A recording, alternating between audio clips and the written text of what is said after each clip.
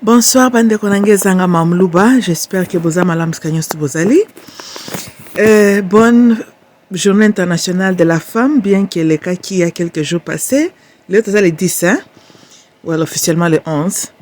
Mais balobakani, il vaut mieux tard que jamais. Je pense que moi, nous sommes à Mars, tozoko.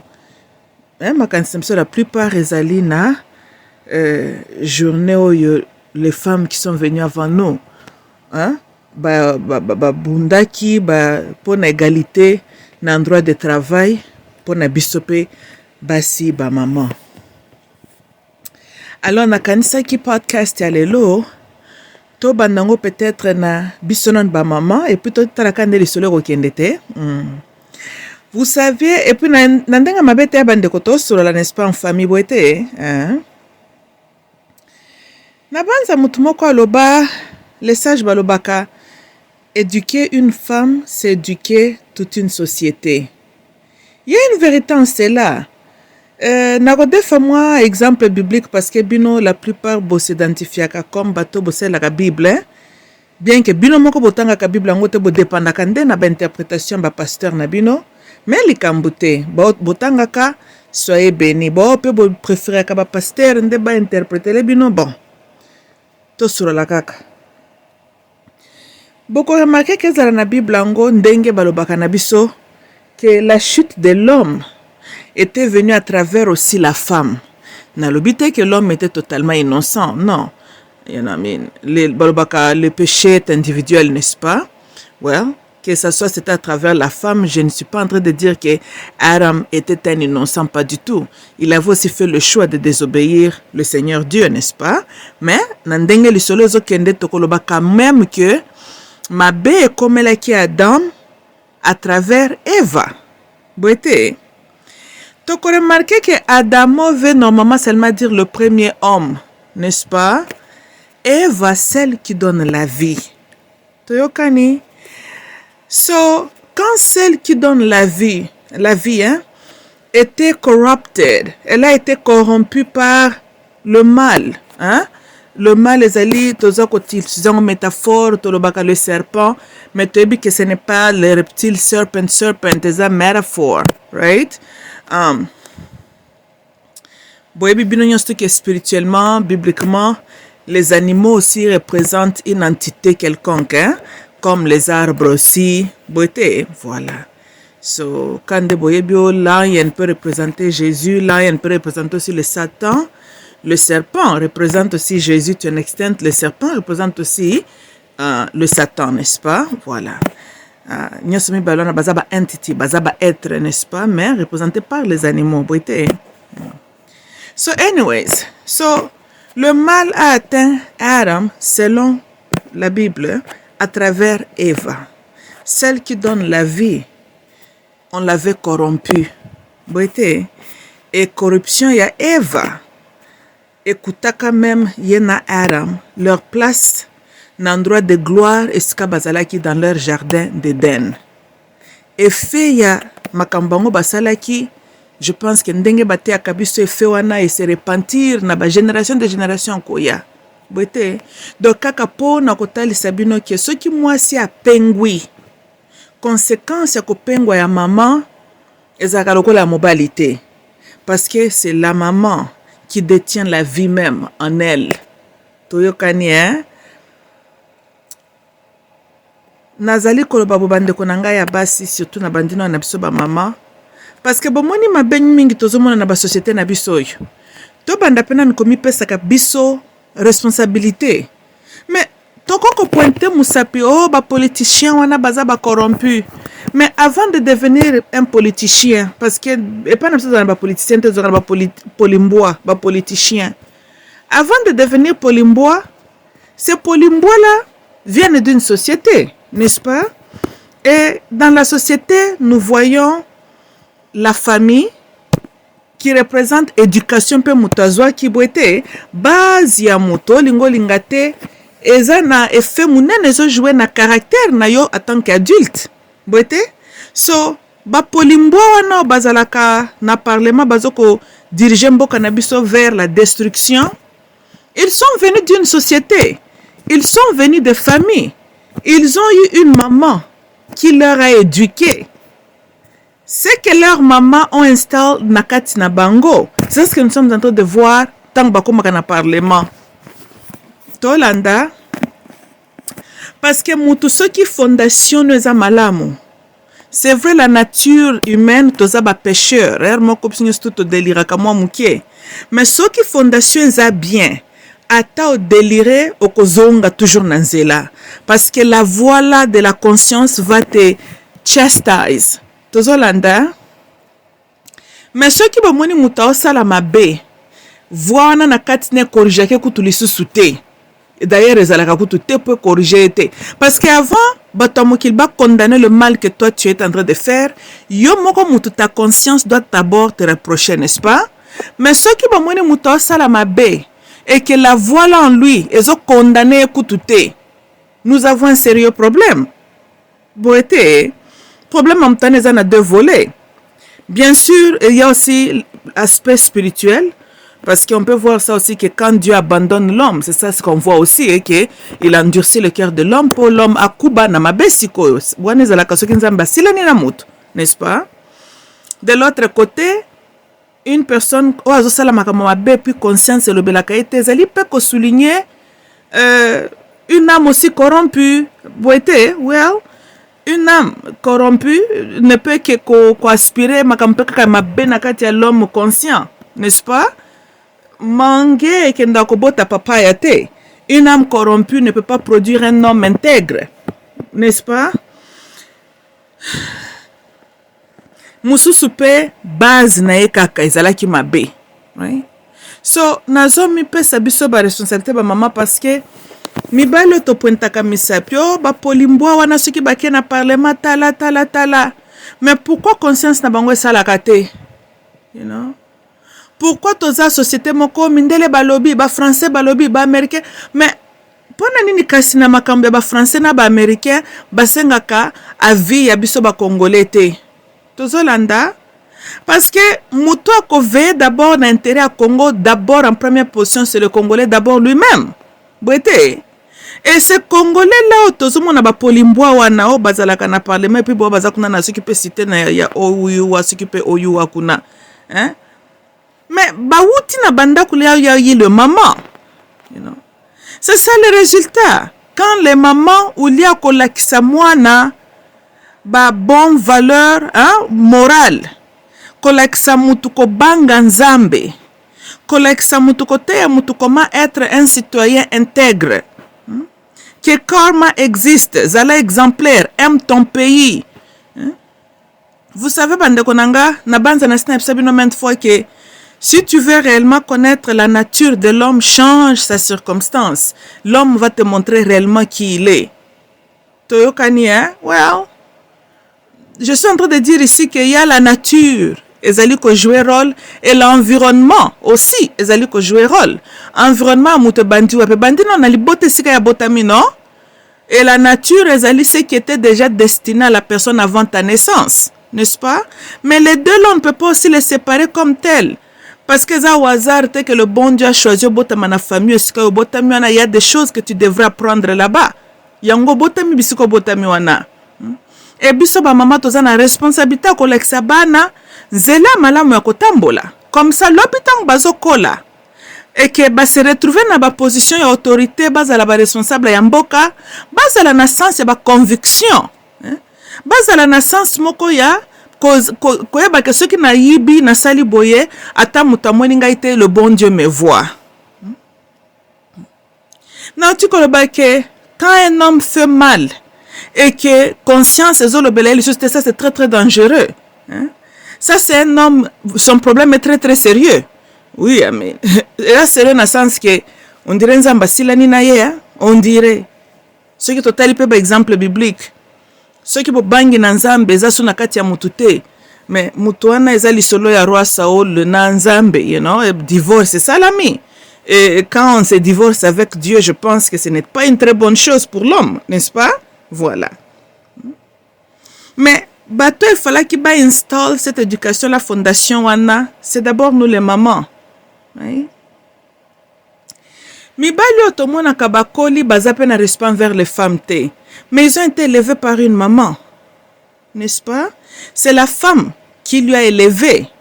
Mais qu'est-ce qui a fait qu'à Komi Mukolo Aza numéro 00 n'impolitesse envers les femmes? Ba maman, il faut total la bilo kwa na nyonsto. Kaka ndenge batomele baba qu'éduquer une femme, c'est éduquer toute une société. Nathalie Sibino pe na Bible que quand on a voulu atteindre Adam, on a passé par Eva. La femme, c'est l'espoir de la société. Yango bomoni, tout ce qui représente la vie, l'existence, et qui n'a toujours mingi, genre féminin, la vie elle-même, l'eau, right? La justice, parce qu'on doit avoir une justice pour la société tambola malam. Vraie justice, pas justice selon régime de Tshisekedi. Je parle de vraie justice, bien sûr. Justice et Tshisekedi, kuna batbasala à 2 ans. Oui, kuna, on a une justice qui est très favorable. Surtout ce qu'on a moyibi, hein, qu'on perdre espoir. Kendega ko senga poste na régime de Tshisekedi, il y a une place là-bas pour toi. Oui. Ceux qui ont monika ko zalaka corrompu. Kendega kosenga, il y a une place pour toi na kuna na Oyua, ce qui peut na Oyua. Oui. Et puis ce côté na famille pauvre ko désespéré te. Kuna na Oyua, bazalaka na règlement kaka moko yo il faut landa. Il faut yo yiba kande ba millions. Oui. Kuna balinga kamta yiba kande sur des millions, te faut yiba ba millions. Ce kuno yibi millions. Bango kuna basela ka verset biblique o bomoni Yesu ne kuluzu. Africain en salisaka memekuluzu Yesu alobela ka écoute makambi ya paradis te, mais il a promis aux voleurs que cette nuit même tu seras avec mon paradis, n'est-ce pas? Voilà. Donc tu sais que c'est un chrétien, hein? Il pensa landela ka verset wana la lettre. Donc ce que zaka muyibi et que tu es capable à koyiba ba millions, en tout cas va demander une poste de Tshisekedi. Je pense que il ne manquera pas t'accorder une poste. Il cherche ce genre de qualité, hein? Parce qu'après ça, tu iras dans le paradis être auprès de Christ. Il favorise les voleurs. Oui. Bon. Le reste, à peuple congolais, à l'école éthiopien, on a même la caisse de Kuluzu. Si vous n'avez pas de banzembo, on dit que vous avez Kuluzu na yo. Vous avez Kuluzu na bino bo memati. Ce qui est Kuluzu symbolise ka bangambo. Vous avez bangambo na bino bo mema pour bosser la mantaka tous les jours. Bon baibaka, bango baibaka na espoir que bakokota na paradis. Mais bongo le Congo. Tout ça, on a 2 genres de chrétiens. Les voleurs qui espèrent d'entrer au paradis et ceux qui portent la croix. C'est le petit peuple qui porte la croix et les voleurs, bazoko yiba, pour le paradis leur a été garanti. Tolobasu nini. Bon. Ndebo nazakolo bake. Hein? Donc, bozomona ke makambo ezopesa espoir, espérance, mingi ezana tendance okende pe féminine. Boite, de l'autre côté, quand on parle de la vie, tout le monde appelle la mort, hein? Donc, on a c'est que moi, si en nous, réellement, tous en la puissance, on a édifié, il y a kotombola la vie, tout comme quand on n'est pas, on ne sait pas discerner. On n'a pas les bons atouts en nous. On devient les êtres nuisibles. Boité. Bon, moi, quand on était petit, ceux qui papa sili qui ont un impact, mais ceux qui maman sili qui vont sentir en go. Tu l'as dit, hein? Donc, on a accepté la puissance d'une femme. Boité, bandeko. Journée de la femme, ezakate ke olata maputa, papa mona kolata ki maputa. Non. Il y a eu les femmes qui ont lutté pour l'égalité dans le droit de travail. Right? Mais le problème là persiste toujours. Mais bien sûr pas en extrême comme c'était, mais le problème existe. La lutte continue. Right? Et ça, le sujet il fallait qu'il est intéressant à biso. Ou il y a qu'on utilise le mois de mars pour na masanga, YouTube, ko la taka maputa. You know, je pense que tant que vous inventez qui m'a pouté zale qui pour le mois de mars était, je pense que pour mobile no alambelo fufu il ne faut pas que le 8 mars ndalamba fufu, hein? Il faut to banda pe biso pe basto bandola que nous sommes capables de kotala kama kamboza importante, non pas de banalité. Hein? Tozana na réalité c'est tout na Congo que moi c'est ce que le comme ça là ton patron où il a jugé yo selon tes qualités professionnelles, ton expérience professionnelle, il voit d'abord devant lui une femme. Ça, c'est un problème. Hein? Nous avons un problème que tant yo moi ceux que comme ça là, où il y a un questionnaire éthique à la caca basé sur ton expérience professionnelle et comme makambu, est-ce que tu es marié au bala? Qu'est-ce que au bala osa marié à voir avec musalo yoko sala? Mobile nom ta kwa sala musala wana? Ou bien le fait que tu t'es marié ndé siko yangunde expérience ya musala? Non. C'est ta tête qui va faire le travail, n'est-ce pas? Alors, right? So, as an undertone, il y a qu'on peut sa réflexion que la femme n'est toujours pas vue comme égale à l'homme. Tu l'as dit, hein? Et puis, biso ba maman, toza pe na tor mingi ya ko garder basi na sima, you know. Quand tu ba kendo ki a congolais zaka congolais, ou l'ennemi d'une femme malheureusement souvent c'est aussi la femme, you know.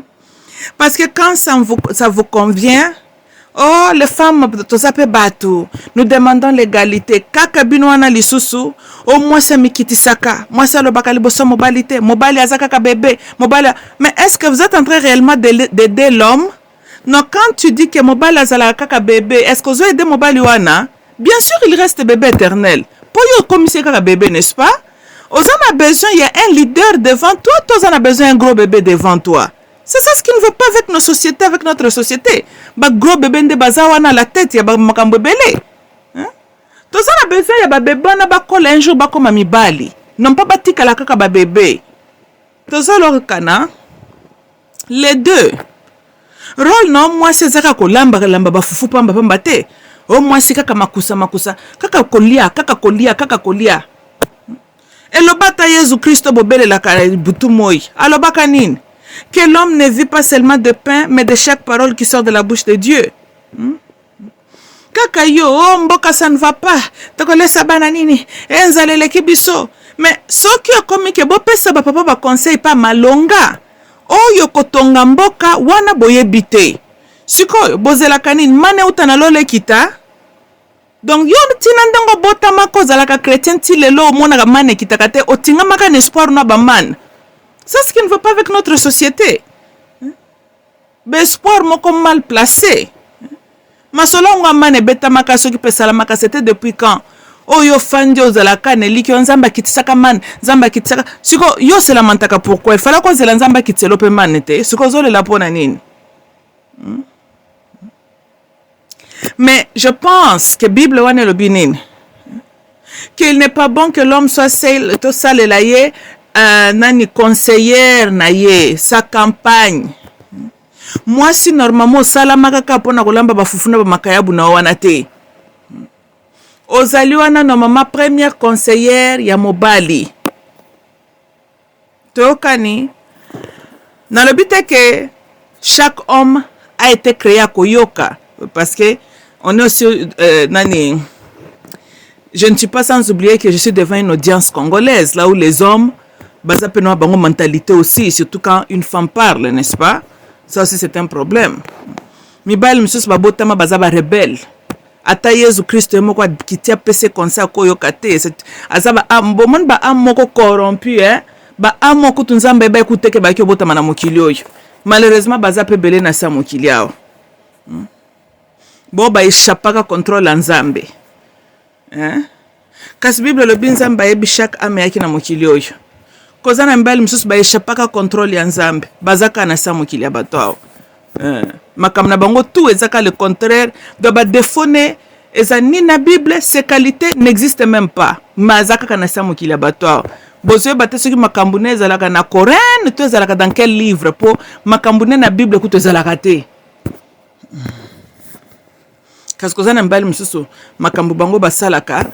Même Bible non le belé liangote mais il y a déjà ça saliango donc tu comprends que oyo ayaka na mokila batu sona ma échappé contrôle ya nzambe donc ayeli asu pe na manière clandestine mais ba se retrouver sur la terre bon soko beta ki nani libabe akukutana na mobile ya bongo désolé nazo condamner yote eza pitié kukutana na individu ndenge wana dans la vie. oublier de Dieu là. Ça c'est vraiment triste. Mais awa nazolo banon en général pona mibali oke nzamba yebaki katindi autant de nombre d'hommes na Congo, hein? Ou lié ya komi pesa kana ba distraction, ba maman. Ou lié ya yo moi so se mesurer ka par ton habilité so pia que tu ndoko bagulu saka s'occuper les foufou. You know?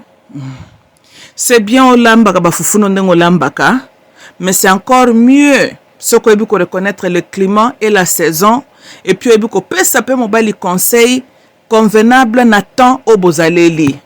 C'est mieux si tu as l'habilité comme on a ce qui est devant, parce que c'est mieux de prévenir que de réagir. Tozolanda, Nyon ça demande quoi? Qu'on a alerte, qu'on a spirituellement éveillé. Beaucoup remarqué que dans la Bible, l'Église prend aussi genre féminin. Comme le Saint-Esprit, bien que toujours le Saint-Esprit, mais ça peut toujours symbolisé par la femme, l'Église. Et puis beaucoup moins de l'autre côté, la sorcellerie, le diabolou prend aussi toujours genre féminin. Veut dire que la femme a ces dualités-là en elle. Elle peut édifier celle qui donne la vie, ou bien elle peut être une femme oiseau fonctionner dans rien moko destructive contre la vie. Il faut faire attention bande konangai que yoza la moitié que tu es en fait une force féminine destructive à la vie. Tozolanda boyebi avant mundela ye la bino Bible. Hein? Koba koko na bino bayebaka nzambe. Oui. Bengana lobi hein? Na banza na Ancien Testament ezolo ba nani Abraham na Sarah bakendaka na Egypt bakebwaka ngunda. Boete bakendaki kosala ki refuge kuna po nzale zalaki na Canaan kuna. Kasi bino bomona ka ki réfugié africain vers l'Europe et l'Amérique. Mais ba juif wa lokuta na bandiboyo ba peleche. Si ba yaka kuna na Afrique ba réfugié. Bongo bando se retrouver kuna comment? C'était jour de réfugiés. Y compris l'enfant Jésus et ses parents sont venus se réfugier en Afrique. Mais bon, le autre bête masola ba réfugié biblique en Afrique te, mais bango tout ba ka ko se réfugié kaka na Afrique kuna. Mais tolo belana na Abraham. Siko Abraham na Sarah tango nzale kangi bango kuna na Kana oyo bolibo bino bokumisaka lelo Israelo bokumiselaka bato ao ezaka territoire banzala na banzala famille na ba famille botanga na Bible territoire Kana etonda na ba famille ti lelo bazaka na ba désert kuna na ba mabanga richesse zalaka na Afrique wuta antiquité. Bon, Abraham na mwasine bakei na Egypt po ba okima femen. Abraham abisi Sarah parce que balobi que Sarah zalaka moi présentable que ceux qui batunyo loba tu es ma sœur. Pharaoh po bomona kaka zaki ya solo mutu moindo onction kindumbe koteliet moi c'est kitoko aleka yete alingi akende koyebana na mwasi ya bato. Bible wana ezoloba nini? Nzamba bimele na butu apekisi ya bikomeka ko simba eta zali mwasi ya bato. Pharaoh tanga la mkina tonga epsi Abraham yo ngako simbisa ngai touche zwa mwasi na yo na biloko koko sengale bolongwa na mboka na ngai na telemiana na lisolo. Pharaoh, quand nous parlons de Pharaoh tozolo bana nous parlons de roi, n'est-ce pas? Siko d'un côté mindele balobaki na biso bakoko na biso bayebaki nzambe te. Mais ce qui Pharaoh ayebaka nzambe te, comment il a reconnu la voix là autoritaire qui lui avait interdit ya kosimba mwasi ya batu te? Est-ce que toi se comprends nabino? Yo soko za na pouvoir nyonso yonde mokonzi, hein? Et que spirituellement ozo reconnaître kutu nzambe moko boyete. Soka tabimeli yo, oko reconnaître yete. Ou bien okozala apte ya kotosa makambo lobelo te parce que ozo reconnaître autorité na yete na bomwe na yo. Boyete. Eza lokola mo Christo lelo probablement à reconnaître l'autorité à Bouddha, n'est-ce pas? Dans ce qui baptise devint que quoi Bouddha, pour ne que quoi ne zolobelo lo comme côté. Parce qu'on se reconnaître qui divinité et que quoi nate. Toyokani? Ok. C'est quoi total makam na angla Pharaoh. Ce qui Pharaon ayebaka nzambe te, il n'allait pas reconnaître la divinité ya nzambe wana tolandi, et puis il n'allait pas obéir na commandement ya nzambe wana. Donc Pharaon ayebaka nzambe, bakoko na biso bayebaka nzambe. La planète Terre est vaste, n'est-ce pas? Il y avait aussi d'autres peuples sur la terre. Tokolobate que, comme nous parlons de la Bible, excuse me, et que le seul peuple qui existait sur la terre, c'était les Hébreux, les Arabes et les Africains. Non, les Asiatiques sont aussi les anciennes civilisations. Peuple monsieur peut bazalaka. Bwete. C'est que pourquoi Nzamba tinda ba Abraham, ba Joseph, bango ba kena ba territoire wanate. Pourquoi toujours qu'en Afrique? Parce que ça montre que Nzamba est bien Afrique. Tu as non? Mais, ngai na lobby, pourquoi personnage de mon côté biblique, par exemple, la kende ko se retrouver na China? Hein? Il fallait que kenda ta kunat, to na ba India kuna, banda qui était pour anine. Parce que continent d'Afrique na Moyen-Orient n'est pas le seul endroit sur la terre où il y a une terre sèche. Hein? Les espaces terrestres sont vastes. Bwete, na ce que to kaboli to longoli ba mai. Place mabele ya kokauka mutako kofanda. Eza munene. Hein, bwete. So, cela dit qu'il y avait d'autres peuples aussi. Mais pourquoi nzamba tikala kotinda mutu na yata makote biblique na ba territoire wana kende pe kofanda kuna? Bayaka na Afrique. Hein? Tina mwana na Yesu Kristo bolobaki akiko kufela biso bato mokili tangu kinani roi Herode aluka mutu na ye akenda ki refuge wapi? Mais faka kende refuge ata na Iran. Hein? N'est-ce pas que Abraham a utaki bakote kuna ba royaume ba Persia kuna? Yezo koka okenda ta kuna na ba royaume kuna ba Persia. Kaka Afrique. Donc, moi je comprends que ceux qui bolobi que Yezo za mwana na nzambe qu'il a piétiné ses pieds aussi en Afrique, Dieu connaît l'Afrique. Même temps ba kende ko baka Yezo kuna na Kuluzu, muto ayo ko sunga ko memse Kuluzu, toujours un Africain, un Éthiopien. Dieu certainement connaît l'Afrique. Ayeba ba ko connaît depuis kala. Mais de l'autre côté, on ne doit toujours pas attribuer ignorance na biso na kolobakyo mundele nda eli biso nzambe mundele ela biso nzambe te. Mundele a manipulé le livre religieux, right? Sous forme ya Bible ndenge to ebeli yango et a memeli biso pone intention na zaki nango ko dominer biso, right?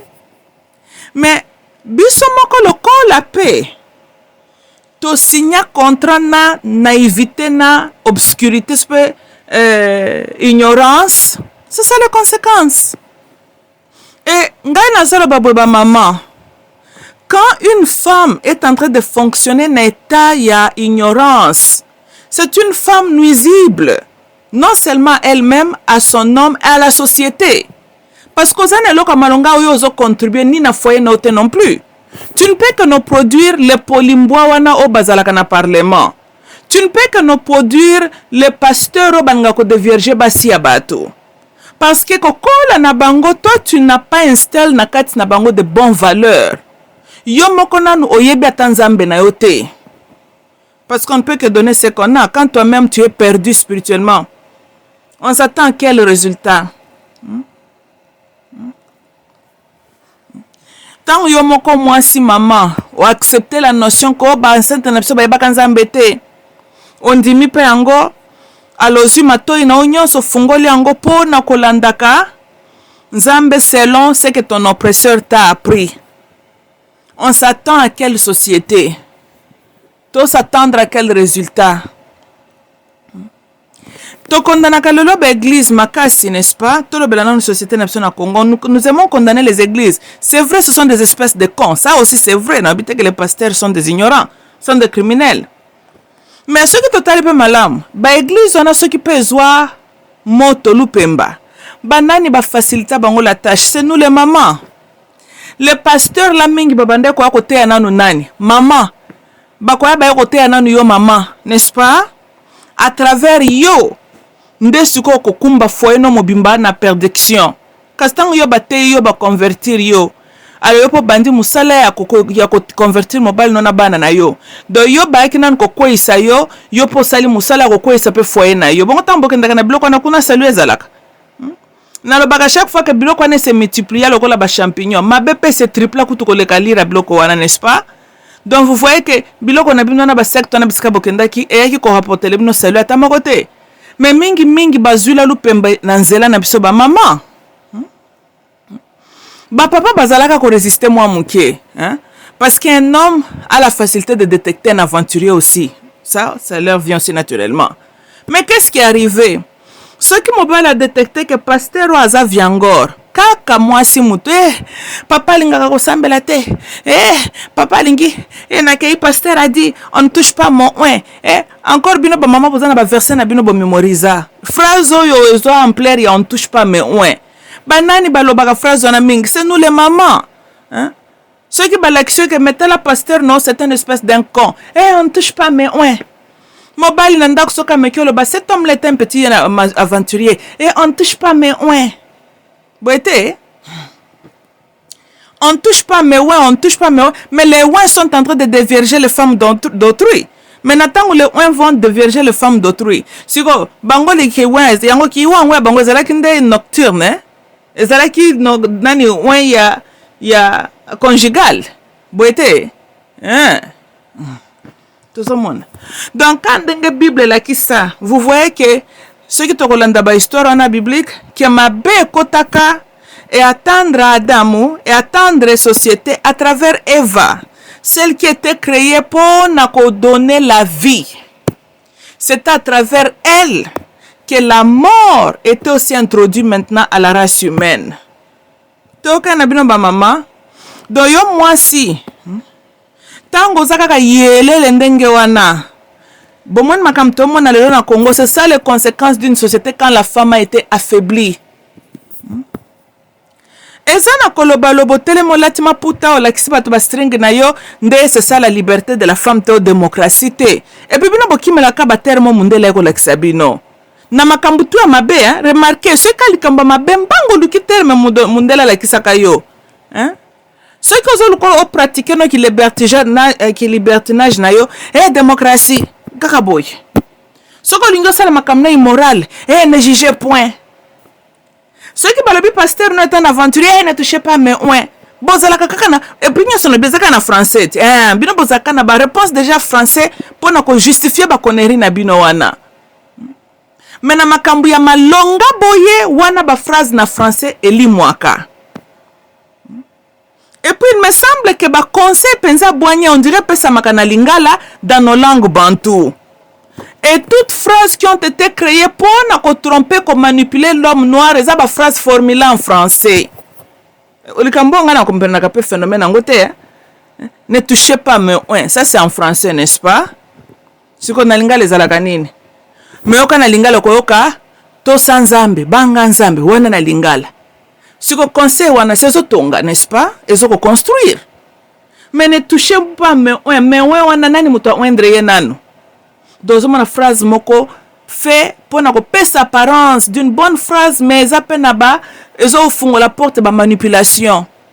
Po bokasi ya français angwana ezaka langue moko tambula na tromperie. Bongo bosoboka muto akosio na lingala bakosaka na français. Un bon trompeur trompe en français. Hein? Et qu'est-ce? Tout ça l'ande ba maman. Et puis ba maman tolo balikambo mososo. Religion yoko pona, ça c'est ton choix. Soko yoza la bouddhiste, oza la musulman, oza la mokristo, oza la, that's your choice. Mais problème ngana zala kanango ezala kaboy. Soki okoza la chrétienne, depuis na bandi koloba na zolo banine. Zala alors une chrétienne sérieuse. Être une chrétienne sérieuse commence d'abord. Longola moli mona pare sono zala kanango. Prends alors cette Bible là, tanga yango. La plupart de vous, ata ba verset biblique boye bakana binote, ata kutu perroquet répétaka biloko ayepa yoki. Hein? Bino bozaka plus pire même que les perroquets. Boye pourquoi ba pasteur ba sakana kanabino? Parce que vous n'avez pas la parole en vous. Mais comment mutu azwi verset ya liloba na Nzambe a utilisé ngo pour manipuler yo puis kope simbi. Parce que toi-même tu es ignorante de ce que la parole là réellement dit. Yango bazwi yo yango kwa isami. Comment ya koloboza chrétienne mais otondi sami na connaissance biblique te? Mais parce que dans la vie il faut être sérieuse quand même dans ce que tu fais. Soko kozala musulman yeba Coran. Soko kozala chrétienne étudie la Bible. Pourquoi na Bible on a Joshua 1 verset 8 Nzamba nazo senga na biso to tanga les paroles de ce livre jour et nuit, qu'elles ne départent pas de nos cœurs. Wuta botangi Bible Genesis et Apocalypse. Bosuba mone sika Satan a inventé tentation en sika. La plupart du temps, il utilise toujours les versets bibliques. Il utilise toujours la parole de Dieu pour venir tester avec. Que ce soit Eva, que ce soit Jésus-Christ lui-même, on lui a testé avec la parole. Hein? Mais il y a binokop et simbaka pona nini. Parce que tant que bazo ko tester avec la parole, le fait que ça mon Christ moko kaya apparence. Ba monoka ko kendaka ke église, mais mutu na ona connaissance biblique rien. Donc mona ce que pasteur ayeka alléluia ma sœur, amen. Donc so mona mutu mobimba ko pasteur akei na yo kaka à partir kaka alléluia ma sœur, que Dieu te bénisse. Masolo tu esileli kaka wana. O mtandenge nini? Ata serpent ayaki ata na dialogue yena Eva. Ba dialogue ki ata mwa muke. Comment yo mutu normal? C'est le dialogue pasteur asaleza alléluia ma sœur, que Dieu te bénisse. Ba fazeli nebimi. Oza mtandenge nini? Moninga kuna batuna kiata, est-ce que c'est vrai Dieu a dit? Ye pas osé koloba makambu Dieu a lobaki. Yo pasteur elo ata débat moko biblique te. Mbala moko ba fazeli nebimi. Hein? Oza maman, oza mwasi andenge nini? Pasteur abimisata, pourtant il y a le bika alléluia ma soeur, que Dieu te bénisse. Mais il fallait que le makambu soit que Dieu, est-ce que Dieu a dit? Hein? Ndebonga muninga kuna na Garden of Eden, celui qui est allé séduire Eve. C'est bande katana, est-ce que Dieu avait dit? Bino tellement basiba bino ke boza ba chrétien moko kaka ya ndengwana kaka. Yango bozo mona ba pasteur ango, bozo kenda kana na ba camion na bango, na ba bureau na bango, na ba vaseline na bango. Sans donc ta phrase ya est-ce que Dieu a dit? Et so bimakutu te. Bosilani. Yona nyoka bosilani dans le silence. Mais moninga bandaki na dialogue te. Kaka il faut pas dialoguer avec le diable. Mais tu ne veux pas dialoguer avec le diable, mais diable aussi si ma solo na yo. Oza skom tandenge nini? Comment est-ce que yo mutu mobimba diable azozo na ki monologue? A monologue na yo. Asilisi makambutu. Er a péché au subir ba conséquences. Mozandenge nini? Moninga ta. Tango batuni, pourquoi tu as fait le Satan m'a trompé, le serpent m'a trompé. Tala moninga. Azalaki ata une explication ko pesa. Mais oh ya yo, ceux qui batuni, pourquoi on a utilisé la vaseline? Réponse ne kozala nini? Parce que Satan a batu a tout à ta question te. Alors baki kaka bonjour ma soeur, que Dieu te bénisse. Allez.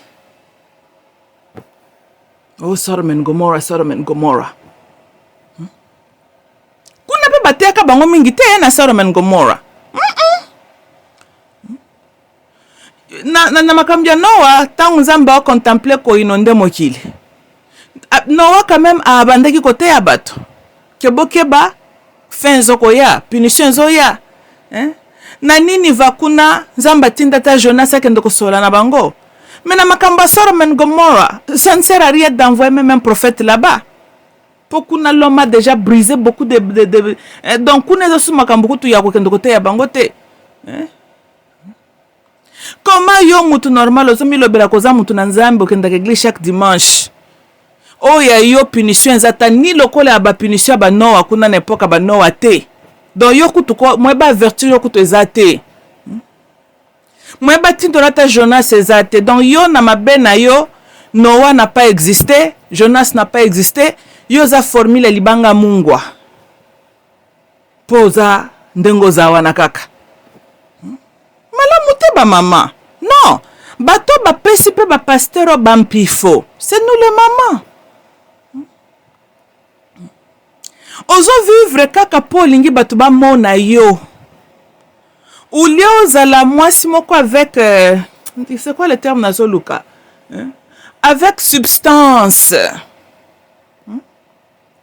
Parce que ceux qui ozala qui étudier la parole de la Bible, de les bazali ko dévierger yote et pas le petit monsieur là.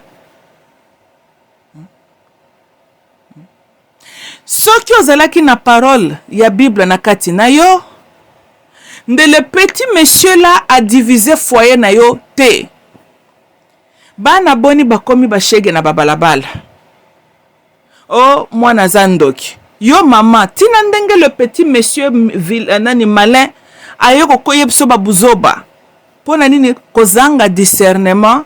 Donc on vient contribuer pour te détruire et détruire la société. Parce que bashege waneza biso de to sali perte, n'est-ce pas? Non, les enfants là de la rue wana perte de la cabanane. Et ça biso société. Boité, mais quand nous perdons nos enfants à la rue, c'est nous qui nous perdons.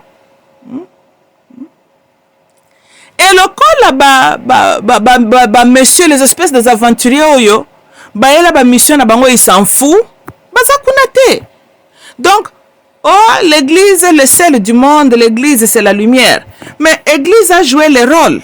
Il y a qu'à détruire nos sociétés, avec aussi la complicité ou l'assistance inconsciente de nous les mamans. Je ne pense pas que la plupart des femmes consciemment ont aidé le pasteur, mais l'ignorance en nous indirectement a assisté le pasteur à détruire nos sociétés. Tozolanda, mais tant que ya kozanga ko beza liwanda mbundambo. Quand ozana kidi bozaka chrétienne kaka formalité ba mona kayo kaka. Et que le pasteur a reçu na ko bebiso makanisi. Ndambwana parce que soko zakata na makanisi belenda bebisa ki angote. Il faut ça ndamba mukiwa na kutaki abebisi ango lisusu. Ale sukolokola yo makanisi baby yo po affecter na bana ozana bango na ndako. Ale bana na lobi na balabala. Oui, bien sûr, tu n'as pas fait ça intentionnellement, mais état na oya kozanga mayele a accompagné le pasteur na mission na ya zalaki nango de vous détruire. So, ba maman, tous à la paix sérieuse. Botika ka ba grimace na bino bosala ko ken église na bik na kaye. Ok ko fanda kuna soki pasteur aote ya, tu prétends ya ko prendre les notes. Et puis faut mona ka chrétienne bo ba chrétienne ebo ka boza ba comédienne. Oso mona mutazo ko mabiloko na kaye ata soso ko mabiloko abongote. Donc tu t'arranges comme babiloko moko ata yo moko ko tanga biloko na ko makite. C'est bien so tanga biloko komina yo moko ko tanga ngote. Kaka fantaisie kaka ba mono na bik na kayo ndiro zozo ta ba note ya malonga. Kaka oso bimana na Bible batu na yo, bonjour ma sœur, qu'est-ce que le pasteur a prêché aujourd'hui? Rien. Boye baka na bino pelo côté. Wana na no comme nanda côté kaka nzela ozo tambola batayi bino nini lelo. Ah. On dirait to tanga ki livre à Matthieu na bosani nanga. Parce que tina ndongo fanda ki wana ta conscience n'était pas na makam pasteur azoloba. Biloko komi na ba note wana eyebi kaka moko ba dessin no bande ko sala poloko ta moko malongo ko maki wana te. Mais ba mono kaka. Ale soko zongi na ndaku ozu biblia na carnet no wana ya ba écriture no bloko no kendeki ba bible chino no ko maki. Alors bois kiango siko ko bois kati dimanche prochain. Quand le lundi arrive, c'est le voyou pasteur vient maintenant pour te tester. Il trouve en toi aucune parole. C'est ça ce que nous voyons, non? Dimanche, au prétendre qu'on est d'église, parce que ça va prétexte. Hein? Au prétendre qu'on est une église, lundi, le testeur vient te tester et tu échoues le test. Comment est-ce que biloko yo uti koyoka moins de 24 heures après ba tester yo tout et ça na mutu na yote. Est-ce que yo bande ko landa tamata ya wana o bande ko landa ngote? Posto ko landa ki ngwa solo linga ki le kata ndambwa test wana. Tu as échoué misérablement. Ou lieu échoué ta samedi prochain, yo échoué le lundi. Donc le jour après. nde tango yo ko échouer test na yo. Ça c'est être comédienne. Nde nazolo baboy. Vous êtes trop dépendante pasteur alobi parce kaka bino mutu bo matisi ba pasteur na ba pedestal moko boye hein ba pasteur ba bazu ba grade koleka kutu na Yesu Masia. Yesu Masia ndenga totangi na Bible était un homme très simple. Et les femmes qui accompagnaient Jésus lui ont accompagné dans le ministère na ye. Tala basia mayele. Oh ya biso basia lelo.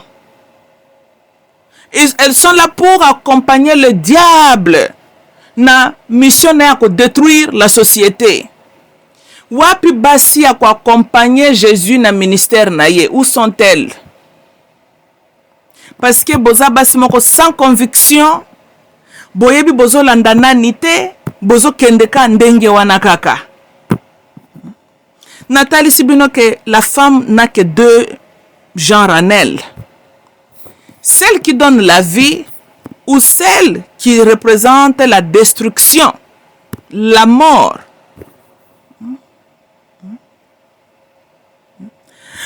Basi babanda olanda Yesu. Bagarda kaka titre Yesu simple. Adonai, maître, rabbi, donc tala.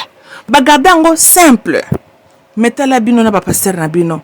Et archibishop, oh, ce qui peut évêque, et apôtre, et ce qui peut batitre belé, moité. Oh, oin de Dieu. Jésus Christ, kutu Jésus Christ, mwana nzambe. Yemo komi benga, fils de l'homme. Batikali ko benga ye oin de Dieu te. Mais comment expliquer ces petits malheureux voyous de pasteurs que nous avons aujourd'hui? Abotami d'une femme et un homme lokola yonanga. Atelemi po simbi Bible. Oh, oin de Dieu, oin de Dieu. Siko Yesu Masia okutu bino bolobi mwana na nzambe. Po ni bando yazaki oin de Dieu te. Yekuto ozo baptême, l'esprit de Dieu a quitté la forme à Dave, prophétie ezobima. Ba pasteur ba dindisaka bango na ba maya kalamu elokote. Mais comme ça bango ba oin de Dieu. Oyo kutu bolobaka yaki ko sauver bino la vie, bo pesa ya ta titre wana te. Mais le mot Masaya veut dire quoi? Le oin de Dieu, n'est-ce pas? Hein? Wana kutu soki bolobi yango kaka bokoma kolobonka lokole zaka kombone kaka. Eh Messi yaka. Messi yaki na mokili. Messi yaka. Mais un espèce d'un aventurier qui se respecte à la veste cravate pour le français simbi Bible. Et oin de Dieu, on ne t'a pas touché oin de Dieu. Ah, boyebi ce que Jésus avait autant de nombre de femmes à lui défendre comme ces espèces de pasteurs d'aujourd'hui. Nabanza ba officier romain wana bakende ko baka Yesu na butu wana bangai bazwa Yesu te. Bangai ba kuta na penza na mama na blocage. Po ba mama bangai ki ba telema bangai ba ko atteindre Yesu te. Mais tala kutu mwana na nzambe. Ata la gauche, ata la droite ba disciple balali. Basi pe sika bazalaki toyebite basi bandako ko accompagner, bazalaki absente. Mais tala oya lelo. Ces aventuriers bana milimo ba barbaras parce que makam tomo na lelo za makam ba barbaras ba pesi peuple choix entre Yesu na barbaras ba poni barbaras. Nde makam tomo na lelo ti. Ba barbaras oyo vous appelez les pasteurs, bo protéger ka bango awa, o ba oin de Dieu, ba toucher bango te, ba pusana. Yango ba pasteur ba comment intouchable. Bo pesa bango billet fait vert. Ba détruire la société. Basala nyonso bakosala. Mais des fois j'ai pitié pour Jésus et je comprends pourquoi zaka pressa kozonga mokilité. Hein? Quel atakutu bazaka na posa ko trahir mwana mutu. Il a été trahi à la croix. Après miracle nyonso asaleli biso batamokili ndenge bolobi na biso. Bokomi kuna era kopona nani bino bo libérer nani bo crucifier bo poni barbaras Yesu za la crucifier. Ti lelo bozakaka na sima ba barbaras na bino. Est-ce que Yesu akoza la penza pressa kozonga na mokili? Akozongela nini? Nani yango atala intérêt à Yesu? Potura liboso nani mutatala ka intérêt à Yesu? Si seulement il y avait même 100 femmes ya ko défendre Jésus ndenge donc ba voyou yo bazalaka nani défendu nde le roi Hérode na ba Ponce Pilate balingaki basimba Yesu te soki kutu na tie sang ebele. S'il y avait même 50 femmes seulement autour de Jésus-Christ pour lui protéger en tant que un de Dieu, ndele bazui Jésus de la manière bazouaki na butu wana te. Oyo bolobi le vrai sauveur n'a même pas eu une femme. Oyo telemi abundela ye. Ba espèce ba aventurier oyo ba jouir na support na protection ya basi je ne sais pas combien de milliers de femmes. O makambo oyo yango bomoni biso bato mosusu tolobaka biloko elekelaka ngai mpe kaka niveau. Ba mama tozala sérieuse. Une femme alerte est réellement une bénédiction à la société. Yango bokomona même heure de la nuit. Ezokeka genre féminin. Heure, la saison, le temps, ngonga. Ezo symboliser zwa conscience, lamuka. Mene comme temps likambu boy. Yo kezo kende kaka na genre féminin. Ba mystère eza caché na biloko wana nyonso. Mais quand toi la femme, tu n'es pas connecté réellement avec l'esprit de Dieu, tu deviens susceptible na ba voix ya ba diabulu oyo. Yango bazo ko ambrouilla kabino ko kotelo na libala, oh mobile no c'est un magicien. Ah! Kala nyonso mobile ngo ki imagine ya zeleka pasteur a côté onde poye ki imagine ngo lia yo to posala na onini. Allez, yo po telemo bandi, au nom de Jésus, au nom de Jésus. Talanga makambo. Oh, milimu na servitude. Et comme ka mobala lukasa la mwana ne, milimu na servitude. Mobala, milimu na servitude. Donc boza ba spécial. Et bongo vocabulaire ba milimo, liste ba milimo yo. Ba pasteur tang ba bimisaki dictionnaire na bango ba milimo. Ba nani mutu baza ba champion na ko interpréter ka liste on c'est nous les mamans. Combien de fois boka mibali na liste ba vocabulaire na ko ezangatina. Souvent c'est toujours la femme. Molimo na ce qui peut bloquer nini. Bozana liste ba milimo na bino ba pasteur ba lakisa bino wana. Mais réflexe ya ko réfléchir d'une manière objective boy. Tijeng. Mes sœurs, mes mamans, mes amis, mes leki, mes enfants.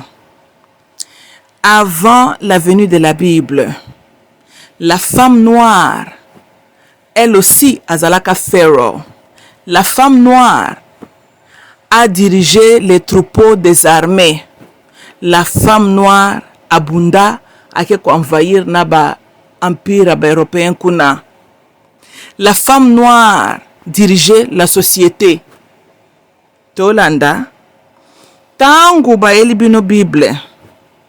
Lokola bino tout ce que l'homme blanc dit, bozwakango lokola constitution spirituelle. Ô femmes, soyez soumises. La femme ne peut pas se mettre devant les hommes. Mais tes ancêtres, quand elles étaient aussi pharaons, elles ont dirigé qui? N'est-ce pas qu'elles ont dirigé les hommes? Quand ces femmes africaines, bazo sala exploit, bazo ko bunda pona ko défendre notre continent. Bino bokani sitang bobotami bomi bengo ba africain. Mais le continent d'Afrique existait depuis quand? Wuta, n'est-ce pas? Bino bokani sita kato bunda, bako konapsa bunda contre les Européens wana, maintes fois. Mais tala tinandenge zobota mazokuta continent wana intact.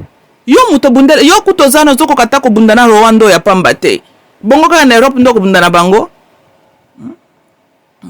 Pendant que nos ancêtres étaient forts, que la femme africaine a fait l'histoire. Elle était une reine. Elle dirigeait la société. Elle était une femme spirituelle. Elle était une femme combattante. Nazolo baba combat na bino imaginaire avec votre Satan. On a été bokenda ko qui peut combat na bino spirituel bokenda la kabato. Je parle de vrais combats contre nos oppresseurs. Yo tiki mundelo azoko ya ko envahira bomayo po otie mabolongono na se ozoko bundane na Satan. Omona ka Satan ya ebisa ko kazala kana bitumba akalikila kayo ata Donc mutoyo azo présenter un danger devant toi ozo tikaye po ozo bundana entité moko bo spirituel. Oh, mais ce qui balwane kotio yo moni epesa quel résultat? Hein? Dans la vie, il faut être réaliste. Pour ne pas presser ko bundana Satan. Hein? Avant tu étais être spirituel, n'est-ce pas? Mais oya tu as une vie pratique à vivre. Muta simbelo munduki. Mutazoya ko envahir yo. Mutazo linga botolo mabele. Ça c'est un combat que tu es en train de voir. Hein? Yo ko bundana mabelo nzambe apesaka bakoko na ote. Pozo bundana Satan. Siko bundana Satan go wapi? Pour quel objectif? Pour muta bundaka pena bitu chaque guerre ça la un objectif moko boy. Siko yo bundana Satan pour quel objectif? Parce que tu ne peux pas me dire objectif non est pour lier Satan. Attends, c'est toi maintenant yo tu place à Jésus-Christ ce n'est pas ta place à lier Satan. Siko bundana pour quel objectif? Parce que ndenga zana akelaki Congote. Et puis il n'a pas le pouvoir de Yakobotolo Congo. Au moins que yo Congo le PC Ango, mais le Satan n'a aucun pouvoir à Yakobotolo Mabele wana. Parce que c'est créé par Dieu. Hein? Siko yo bundakanaye pour ne pas quel résultat? Hein? Parce que oso bundana entité moko le résultat tu ne peux jamais lui anéantir. Oso bundana entité moko oyo na ebite bozo bundela mabele to bozo bundela loko nini. Nothing. Tout c'est dans ta tête. Un combat exact. Donc, eza combat moko sans objectif mo bundaka bitumba na yo. Ye zolobaki azana besoin assistance na yo. Te yezu tango azolo makamna bar margedon kuna. Alobaki ke ye amonia kokokate azo senga assistance ya ba chrétien. Hein? Oh. Sikotina ndenge Satan kweka kuna na lola kitia na samokila mabaya bato. Bino ba chrétien bozala ka pobo bo salisa Michael kuna na lola tango ba bunda na Satan. Fallait que bon aider Michael kuna na lola ti. Mais nul ne gagna. Boete. Tala sauve terre na yo. Hein? Sauve terre na yo. La planète Terre est très vaste, elle est très grande. Tokani hein? Ce qui Satan zana posa ko bundisa bato sa mokili, bato baze bela ko bundisa. Tokani. Et puis ce que tu talipes bien, entre les blancs qui se développent, qui sont très curieux, nabiso kutu ba sous-développé oyo to swana na intelligence. Nani entre nous deux a menace na Satana? Est-ce que Congolais pensa za menace na Satan? Yali kambunini. Na ba exploite salaka, to comme quoi? Oh. Biso nan batukutu le petit pasteur ba tromper biso. Hein? Vous ne trouvez pas que c'est les Chinois et les blancs qui sont plus une menace au Satan? Mais ce qu'on dengue ni bango balexaka batan na bango ko bundaka na Satan te. Mais bazo perfectionner barme na bango. Pona ko sala bitumba na bango ndenge ba ko salaka. Biso uleto lukato préserver biso mabele to préserver biso mboka. Toza to tiki makambu ya ba Rwanda pai o tozo bundana Satan. Na tuni. Bitumba nyonso na mokile bundamaka po ba français balingaki ba sauver ce qui peut mabele na bango, ba retenir leur souveraineté. Hein? Boete siko yo bundaka na Satan pour quel objectif? Parce que yena no calcula kayote. Siko yo bundaka na pour quel objectif? Et puis bozala ka sérieux ko? Comment est-ce que ye entité azana ce qui peut un tiers des anges azo ki bango azape na ya armée? Yo lalo la muki o ko bundana Satan. Yango ba mutakalizaka bandeko na bino mususu na kati ya Bible kuna ti bakendaka soki pe ko bunda bitumba nini na Satana bake ko tika bango pamba. Satana penza mila kisama benza bo devant yo chrétien ko kotelema. Hein? Faut arrêter avec les aventures. Mukolo boko koma ka menace au diable ndako ya ko solliciter bino. Comme présence ya Yesu zalaka menace pour lui. Yango akendaki ko solola ne kuna na ngomba. Yo ozoko menacer na eloko nini? Mboka na yo dirigé par les étrangers. Yo moko congolais bazo réduire yo en deuxième citoyen chez toi. Yo moko na noza sous contrôle spirituel ba pasteur na yo. Siko lobanon Satan atika mindele, atika ba Rwandais, atika ba chinois, atika Poutine. Hein? Poutine kuta sele mundu ki apesi hommage à Satan, apesi Satan 2. Tozomona azopesa kutu déjà position ke yaza na ngamba ba dragon asali hommage azozela pe américain pasalo e biloko benga ngo ba aigle tala ba ozomona baninga de ba sala ba biloko na bango ba sala ba hommage na bango ba aigle na ba serpent sipe na ba satan biso po le to sala po ya biso na bité soki to kopesa ngo kombo nini to kolukela ngo ata serpent to Mikael na bité to kolukela ngo ka kombo ule to sala biso pe to pesa pe ba kombo lokola baninga ba pesaka ba chinois kuna bazalaka ba dragon tala biso nyama toke koluka soki pe leopard baninga bazona ba nyama moko mystique spirituel biso nde tozana bato ba leopard kuna na Congo bolikambo te leopard azape kaka nyama mais biso pe fallait to sala biso pe minduki to benga pe leopard 1 leopard 2 wana moyete kako tozoko bunda na Satan to mais Poutine a salé biso na Satan 2 ti bokende kuna na Moscou boko bandana ko bunda na Satan wana to ya salaki bomoni yango te apesa ngo kutu kombo ouvertement monde mona nga kaniseki ke déjà ba chrétien tout banga bokende na Moscou bokende ko bunda na Satan 2 to ebite un azalaka nani me 2 to moni ye wana nyonso botiki po bomona ke boza ba skiver botiki po bozoko bundana Satan na bino soki pe imaginaire yango Satan wa biso ba congolais ya ko se présenter pe na forme ya minduki te ya zaka na makanisi kaka c'est ça mais bolobaki Satan sali saka bato makamba mabeti akopesa biso onction to sila na Rwanda te po Poutine asali wa Satan 2 po sila na nani oyo voyo ya Ukraine oyo na mututu ya autant ke sakana na ye nde objectif ya saleli Satan 2 eza ko la seke wa ko meka kokutana na Satan nzela na ye siko biso uli ata to utiliser pe Satan to kende pe ko bangisa pe Rwanda ya biso Satan tozo ko na ebite makambo po mona keke toza ba aventurier ya solo bobo sala ta minduki to pesa kombo diable oui to pesa ngata kombo diable po aigle ma américain basi bazui dragon ba Chinese Russia bazana Satan 2 moi to sala Satan 3 ezate na banza Poutine azana laboratoire au sala Satan 3 biso to ko sala ta diabolo 1 boete to me kata diabolo 1 po leopard vraiment ya biso leopard azaga na football kakati ba utipe ko beta susu biso kuna na ba football donc na moni ce qui tolingi to za victoire to tika leopard kana makamba babale to sala pe biso minduki to pesa kombo diabolo 1 to kan bande konanga ba mama to zolanda to zala basi raisonnement objectif ceux qui bokolanda Bible botanga Bible ceux qui boza equipped avec les écritures et koza la pasi ba voyona ba pasteur basakana kanabino ceux qui ont maman bazoko manipulé par le pasteur c'est ton foyer qui est menacé c'est ta maison qui est menacée et c'est la société qui en paye le prix tokani bango basalo a bango mission tokani mais Satan je ne le comprends pas na kati ya Congo comment est-ce que y a influence na Congo ezali ya ko yela biso nde ba pasteur po ba bebisela biso ba société mais kuna na Russie y a influence ezali ko protéger Russie contre les OTAN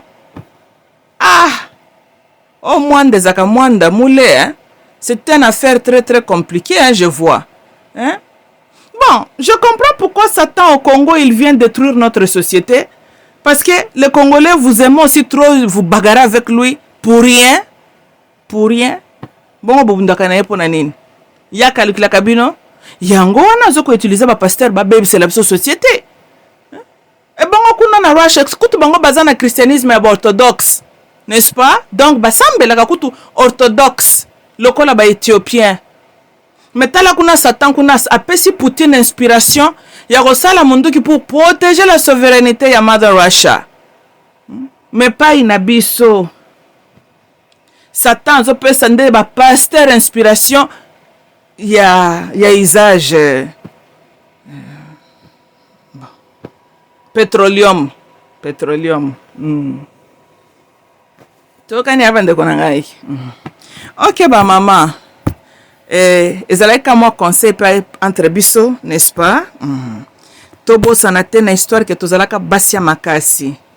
Toyokani, totika biloko vous êtes réduit na basi ka kobalusaka bafufu, soko sisi kobalusa fufu, ok kuna église na ok kobundana satan no imaginaire, ça sont des aventures. Toyokani, lamba fufu no kolamba, lokola yo lingi nzambe mingi. Fungola kasi Bible yango tanga yango. Ceux qui peuvent moyen kende na bibliothèque, cultive ton cerveau. Renseigne-toi na histoire de la femme africaine. Elle n'était pas l'africaine d'aujourd'hui. L'africaine d'aujourd'hui a été ensorcelée par les chrétiens. Les chrétiens ba loki la femme africaine d'aujourd'hui.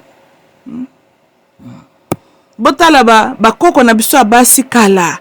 Ba exploit bazalaka kosala. Bana basi ba africaine Uta ba pastero ba lokabino moete. Moete.